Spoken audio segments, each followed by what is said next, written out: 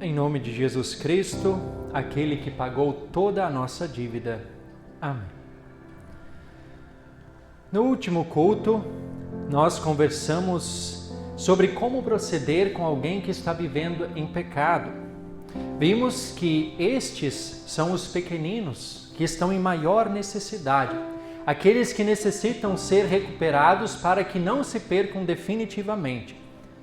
Jesus ele deixa uma orientação de como devemos proceder para com estes pequeninos que estão vivendo em pecado. E essa orientação de Jesus, ela também se aplica para quando alguém peca diretamente contra nós. Seja algum familiar, um amigo, um colega de trabalho, um colega de estudo. Devemos primeiro tratar a questão em particular. Se não resolver, chamamos uma ou duas testemunhas. E se ainda assim o arrependimento não acontecer, nós devemos levar a questão para a igreja. E como nós vimos, a intenção sempre será a de recuperar o irmão que pecou, levá-lo ao arrependimento e conceder-lhe o perdão. Arrependimento, confissão de pecados, perdoar e conceder o perdão. Tudo isso, esse exercício de você perdoar alguém, você receber o perdão de alguém, isso faz parte do exercício do ofício das chaves. E nós também já falamos sobre isso há alguns domingos, justamente no texto da confissão de Pedro, onde naquela oportunidade Jesus disse a Pedro: eu lhe darei as chaves do reino dos céus. O que você ligar na terra terá sido ligado nos céus. O que você desligar na terra terá sido desligado nos céus. Mas não foi só a Pedro que essas chaves foram entregues, mas também para os demais discípulos e, consequentemente, também para todos nós cristãos. No texto do último domingo, do último culto, Jesus ele diz aos seus discípulos: em verdade lhes digo, que tudo que ligarem na terra terá sido ligado nos céus, e tudo que desligarem na terra terá sido desligado nos céus. O que seria esse ligar e desligar?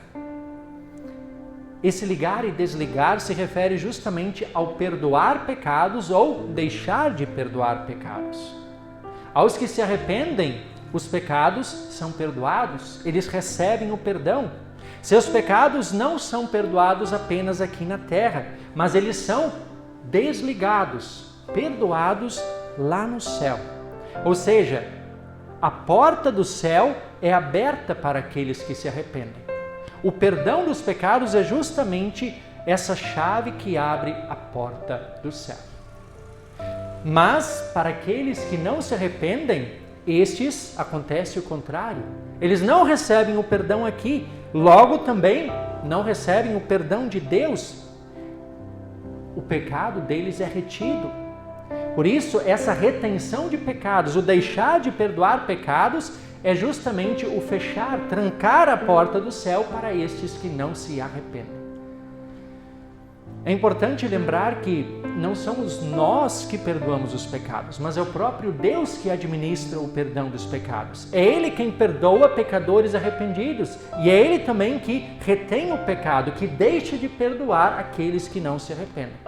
Nós, sejamos pastores, sejamos cristãos em geral, nós somos apenas instrumentos do perdão de Deus. Os pastores administram esse ofício das chaves publicamente, como acontece no início de cada culto, quando nós confessamos em conjunto os nossos pecados e depois a absolvição é anunciada.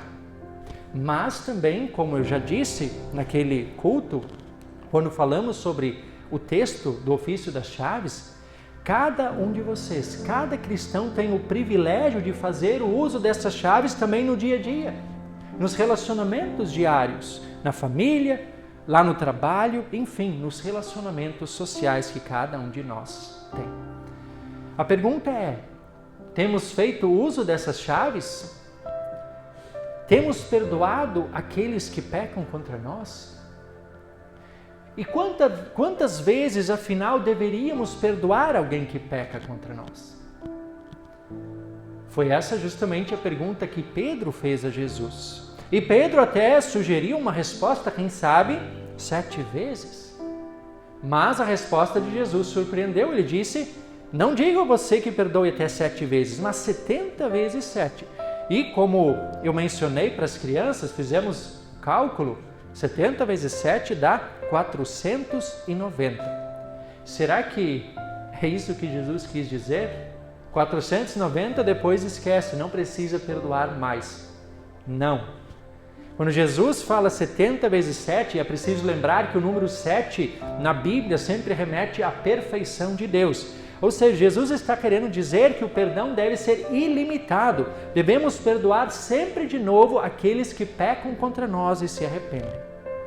E justamente para ilustrar que o perdão não deve ter limites, Jesus conta a parábola do credor incompassivo. Um rei que resolveu acertar as contas com os seus servos, e lhe trouxeram inicialmente um servo que devia 10.000 talentos. Era uma dívida exorbitante, que aquele servo jamais conseguiria pagar. E por isso mesmo, para pelo menos abater parte dessa dívida, o rei ordenou que ele, a sua esposa, também seus filhos e tudo que ele possuía fossem vendidos. Mas aquele servo entrou em desespero, caiu de joelhos e implorou para que o Senhor tivesse paciência. Tenha paciência comigo e pagarei tudo ao Senhor. Ele promete que pagaria, mas ele jamais teria condições de pagar aquela dívida. Mesmo assim, o rei perdoou a sua dívida. O rei teve compaixão e ele recebeu o perdão de toda a sua dívida. O que o rei fez foi um gesto de profunda generosidade, misericórdia, um favor imerecido. Ele não merecia isso. Deveríamos imaginar que, em resposta a tanta bondade, aquele servo também agiria igualmente para com os seus companheiros. Mas nós ouvimos o texto, não foi isso que aconteceu. Na primeira oportunidade em que encontrou um dos seus colegas que lhe devia 100 denários, e aí é preciso também especificar 100 denários, um denário era o valor de um dia de trabalho, ou seja, 100 denários, 100 dias de trabalho. Não é uma dívida assim tão pouca, né, tão pequena, mas certamente uma dívida muito inferior à daquela dívida que o rei tinha perdoado aquele servo. Uma dívida que poderia até demorar, mas aquele homem, aquele companheiro conseguiria em algum momento pagar aquela dívida. Mas naquele momento ele não tinha condições para isso. E por isso ele também clama por misericórdia. E ele usa, interessante que ele usa as palavras iguais a que aquele servo tinha usado diante do rei. Tenha paciência comigo e pagarei tudo a vocês. Ele teria condições de pagar aquela dívida em algum momento. Mas aquele homem não quis saber. Ele o agarrou, o sufocou e o colocou na prisão. E não o soltaria enquanto não lhe pagasse a dívida. Percebam quanta maldade e ingratidão daquele homem. O rei tinha perdoado a ele uma dívida impagável e ele não quis perdoar uma dívida bem inferior ao seu companheiro. E aí, obviamente, quando o rei ficou sabendo do que havia acontecido, ele colocou aquele servo na cadeia, na prisão, até que pagasse a dívida, por causa do absurdo que tinha cometido com o seu colega, já que não tinha agido com a mesma compaixão como o rei tinha agido com ele. Como diz o rei ao servo: servo malvado, eu lhe perdoei aquela dívida toda porque você me implorou. Será que você também não deveria ter compaixão do seu conservo, assim como eu tive compaixão de você? Ele não teve. O que será que Jesus quer nos ensinar através dessa parábola? Jesus, ele justamente quer ensinar sobre a necessidade de perdoar aqueles que pecam contra nós. E, como nós oramos no Pai Nosso, perdoa-nos as nossas dívidas, assim como nós também perdoamos aos nossos devedores. É justamente disso que trata essa parábola. O rei é o próprio Deus. Todos nós somos seus servos.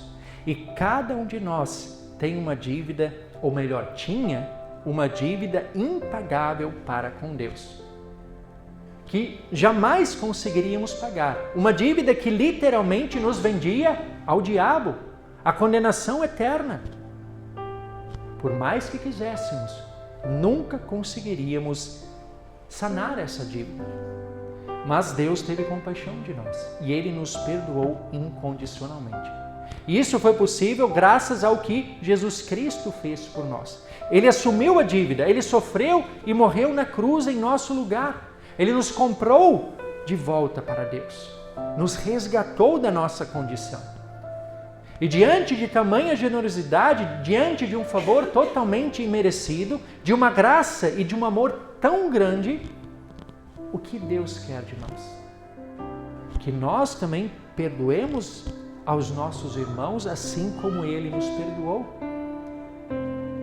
Ah, mas o que essa pessoa fez contra mim não tem perdão. Jamais. Eu poderia até perdoar, mas essa pessoa não merece o meu perdão. É o que a gente ouve muitas pessoas dizendo, argumentando, para não perdoarem aqueles que fazem alguma maldade, aqueles que têm pecado.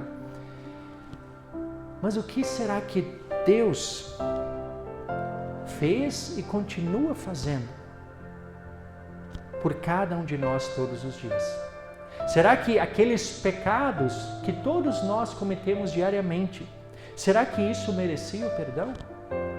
Será que os nossos pecados, a nossa pecaminosidade, será que merece o perdão? Não. Ninguém merecia o perdão. Ninguém. E mesmo assim Deus nos perdoou. E então, se Deus nos perdoa um pecado que nem merecia perdão, por que nós também não perdoamos aqueles que pecam contra nós? Por mais grave que talvez seja o pecado que alguém tenha cometido contra a gente, nenhum pecado jamais será superior aos pecados que Deus já nos perdoou. Nenhum pecado que alguém tenha cometido contra nós se igualará aos inúmeros pecados que Deus já nos perdoou. Não nos coloquemos no lugar de Deus. Não condenemos, não julguemos as pessoas. Julgar e condenar cabe a Deus. E como nós vimos no início, o desejo de Deus não é condenar as pessoas. Deus quer perdoar, Deus quer salvar o maior número possível. Perdoemos aqueles que pecam contra nós, assim como Deus constantemente perdoa os nossos muitos pecados. Sigamos o exemplo de José. José passou por poucas e boas, sofreu, passou por inúmeras dificuldades por causa da maldade que os seus irmãos fizeram contra ele. Mas o texto nos fala, o texto de hoje do Antigo Testamento, ele mesmo diz: quem sou eu para me colocar no lugar de Deus? Ele não condenou, ele não julgou, mas ele perdoou os seus irmãos. E não apenas os perdoou, como também reconheceu que toda aquela maldade que seus irmãos haviam feito contra ele, Deus havia transformado em bem, para conservar a vida, para salvar a vida de muitas pessoas. É assim que Deus administra o mal nesse mundo. As pessoas, elas podem fazer e elas fazem maldades contra nós, mas Deus, Ele tem o poder, somente Deus, o poder de transformar esse mal em bem. Às vezes isso pode demorar e pode ser difícil e doloroso, mas no fim, as coisas sempre cooperam para o bem daqueles que amam a Deus. Toda maldade, toda a injustiça que foram cometidas com Jesus são um claro exemplo disso. De como Deus conduz as coisas, às vezes, através de caminhos tortuosos, que parecem difíceis. Mas Ele sim, Ele tem esse poder de transformar o mal em bem. Por isso, perdoemos, assim como Deus nos perdoa. Tenhamos compaixão, assim como Deus teve compaixão de nós, para que não nos aconteça o que aconteceu com aquele servo da parábola. E nesse caso, seria a condenação eterna. O perdão, ele é indispensável, ele é fundamental para a nossa vida espiritual, para o nosso relacionamento com Deus, nosso relacionamento uns com os outros. Mas o perdão não é apenas uma questão espiritual. Ele é também o perdão também é importantíssimo para a nossa saúde física, mental e emocional. O Dr. Don Colbert, ele é um médico cristão. Nesse livro, Emoções Mortais, ele fala da grande importância, dos grandes benefícios do perdão para a nossa vida, para a nossa saúde. Kolbert, ele é um clínico geral e ao longo dos anos ele identificou que muitos dos problemas físicos e emocionais de vários dos seus pacientes estavam relacionados a emoções tóxicas, como por exemplo, viver sob pressão e cobrança constante e excessiva, sentimentos intensos e persistentes de ira, raiva e rancor. Todos esses sentimentos, essas emoções tóxicas, elas liberam no organismo elevados níveis de cortisol e adrenalina, entre outras substâncias. E quando isso acontece pontualmente, situações pontuais, não há problemas maiores. Agora, quando isso vai se intensificando, isso se prolonga durante meses e anos, isso pode desencadear diversas doenças físicas, como, por exemplo, o câncer. Entre outras doenças físicas, e também levar a crises de ansiedade e também depressão. No livro, Kolbert, ele também fala do perdão como uma função terapêutica. E aí ele menciona a história de uma mulher que foi traída por seu marido, traída e abandonada.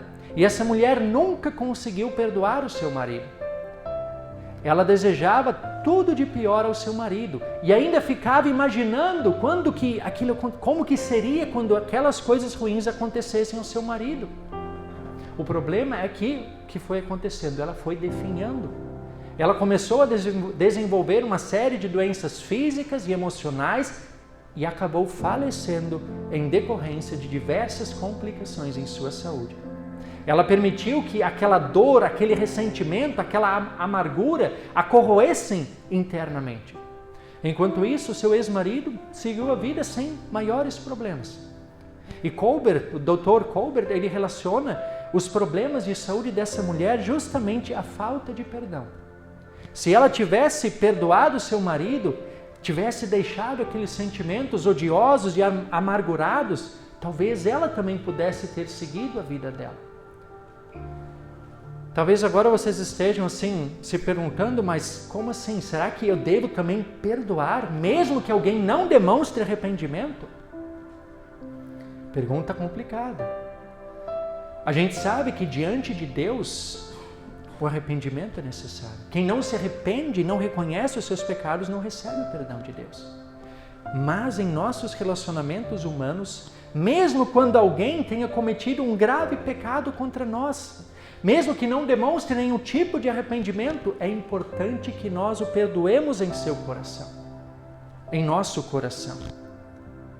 Ah, mas ele não se arrependeu, eu jamais vou perdoá-lo. Então você quer ter o fim dessa mulher citada pelo Dr. Kolbert? E é uma história real? Eu imagino que não. Deixar de perdoar alguém pode fazer um mal muito maior para nós mesmos do que para a pessoa que pecou contra nós. E talvez quando nós perdoamos essa pessoa, mesmo que ela não demonstre arrependimento, mas quando nós a perdoamos incondicionalmente, talvez ela também caia em si, reconheça o seu pecado e assim também venha a receber o perdão de Deus. E esse é o desejo de Deus, sempre perdoar as pessoas, fazer com que elas voltem. No livro, Kolbert, ele também fala da distinção entre perdão e reconciliação. E ele diz que para a reconciliação são necessárias duas pessoas. Duas pessoas precisam estar dispostas a se reconciliar. Mas para perdoar, não. Para perdoar, uma pessoa já basta. Você pode escolher perdoar a pessoa que pecou contra você. Mesmo que ela não demonstre arrependimento, mesmo que ela não tenha a mínima intenção de se reconciliar. Deus quer que a gente perdoe, não necessariamente que a gente volte a conviver com a pessoa que nos feriu e magoou profundamente. E a gente sabe que dependendo do que aconteceu, às vezes até a convivência ela se torna impossível, inviável. Mas isso não impede que a gente perdoe essa pessoa em nosso coração. E quando o perdão é concedido, nós nos livramos de várias emoções tóxicas, diz Kolbert. Emoções tóxicas que podem comprometer nossa saúde física, mental e emocional. Perdoar é como tirar um grande peso das nossas costas. A pessoa pode até não merecer o perdão, mas você também não merece carregar todo aquele peso por causa da maldade que aquela pessoa fez com você. Deus quer que perdoemos incondicionalmente, assim como Ele nos perdoa. E é importante aqui lembrar que o arrependimento não é um pré-requisito para o perdão. Como se o arrependimento fosse uma ação ou um mérito nosso para recebermos o perdão. Isso seria o quê? Salvação por obras, mas a salvação é por graça. O perdão e a salvação são graça de Deus. A salvação, o perdão, elas não são obras humanas. Deus nos dá o seu perdão de maneira incondicional. Deus não coloca uma condição, você precisa fazer isso para receber o perdão. Não, Deus simplesmente perdoa. E Ele faz isso, e isso só é possível por causa de Jesus Cristo, que veio a esse mundo e cumpriu tudo em nosso lugar. E o arrependimento, ele faz parte do processo como um todo. O arrependimento já é ação do Espírito Santo em nossa vida, que pela lei nos faz ter consciência do nosso pecado. Leva a pesar a nossa consciência. Nos leva a reconhecer que estamos infinitamente distantes da perfeição. Nos leva a reconhecer que temos, de fato, uma dívida impagável. Uma doença gravíssima. Todo esse processo, o Espírito Santo conduz pela lei de Deus. Esse peso, essa culpa, esse arrependimento. E é justamente aí que entra em cena o Evangelho. E o Evangelho nos mostra que Jesus Cristo tem a perfeição que nós não temos. Que Ele mesmo pagou a nossa grande dívida. E que Ele é o único tratamento, a única cura para a nossa grave doença chamada pecado. É o Evangelho da graça de Deus que substitui a culpa e a tristeza pelo nosso pecado pela alegria do perdão e da salvação que nos está garantida pela fé em Jesus Cristo, nosso Salvador. Por isso, queridos irmãos e irmãs, perdoem. Perdoem assim como Deus perdoa vocês. Perdoem incondicionalmente. Tenham compaixão assim como Deus teve compaixão de vocês. E não perdoem apenas 7 vezes, mas 70 vezes 7. Ou seja, perdoem sem limites. Jesus Cristo nos deixou as chaves do reino dos céus. Vamos usá-las. Vamos usá-las, mas não apenas aqui no culto, no domingo, nos cultos semanais, mas usemos essas chaves junto da família.